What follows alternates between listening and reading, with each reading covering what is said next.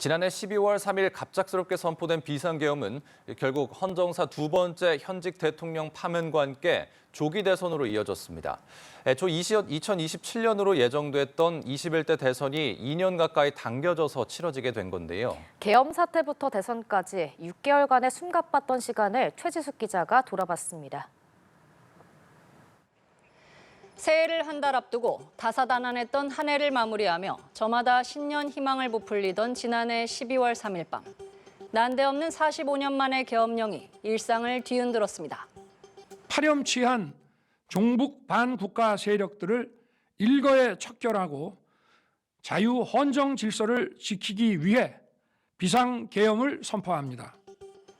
여소야대 정국에서 골물대로 골문 갈등은 대화나 타협 같은 정치적 해법 대신 계엄이라는 극단적 수단을 통해 분출됐습니다. 하지만 한밤 계엄령은 오래가지 못했습니다. 공경의 포위를 뚫고 국회에 모인 의원들이 계엄 선포 약 155분 만에 해제 요구 결의안을 의결했기 때문입니다. 재석 190인 중 찬성 190인으로서 비상계엄 해제 요구 결의안은 가결되었음을 선포합니다. 이후 두 차례 표결 끝에 국회가 윤석열 전 대통령에 대한 탄핵 소추안을 가결함에 따라 계엄 사태 11일 만에 윤 전 대통령의 직무는 정지됐습니다. 고위공직자 범죄수사처와 검찰, 경찰의 내란 혐의 수사가 경쟁적으로 펼쳐지면서 윤 전 대통령이 머물던 한남동 관저엔 전운이 고조됐습니다. 헌정사 최초로 현직 대통령에 대한 체포영장이 집행된 데 이어 지난 1월 19일엔 구속영장까지 발부되면서 윤 전 대통령은 서울구치소에 수감됐습니다. 시선은 이제 파면이냐 복귀냐를 가를 헌법재판소로 쏠렸습니다. 윤 전 대통령은 헌재 탄핵 심리에 직접 출석해 계엄 선포의 불가피성을 설명하는 데 집중했습니다. 탄핵 정국 막바지였던 지난 3월, 윤 전 대통령은 구금 52일 만에 법원의 구속 취소 결정으로 석방돼 관저로 돌아갔습니다. 보수 진영 일각에선 한때 희망 섞인 관측도 흘러나왔지만 헌재의 결론은 만장일치 파면.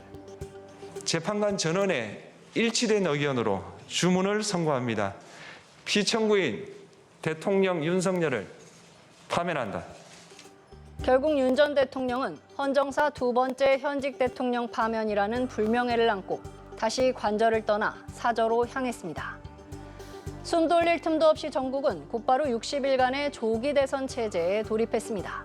일찌감치 선거 전에 뛰어든 이재명 더불어민주당 대선 후보가 일강 독주 양상을 보이면서 범진복의 다른 정당들도 이 후보를 지지하고 나섰습니다. 반면 국민의힘은 당내 경선에서 승리한 김문수 후보와 한덕수 전 국무총리 간의 단일화 줄다리기로 초반 진통을 겪었습니다. 후보 교체와 당원 투표로 반전에 반전을 거듭한 끝에 김문수 후보가 최종 주자로 확정되면서 본선에서 이 후보와 맞붙게 됐습니다. 반년간 이어진 계엄 사태는 분열된 광장의 모습과 극심한 혼란상을 노출하며 사회 곳곳에 깊은 내상을 안겼습니다. 회복의 시대로 나아가기 위해 차기 대통령이 받아들 가장 중차대한 과제는 결국 통합의 리더십이 될 전망입니다.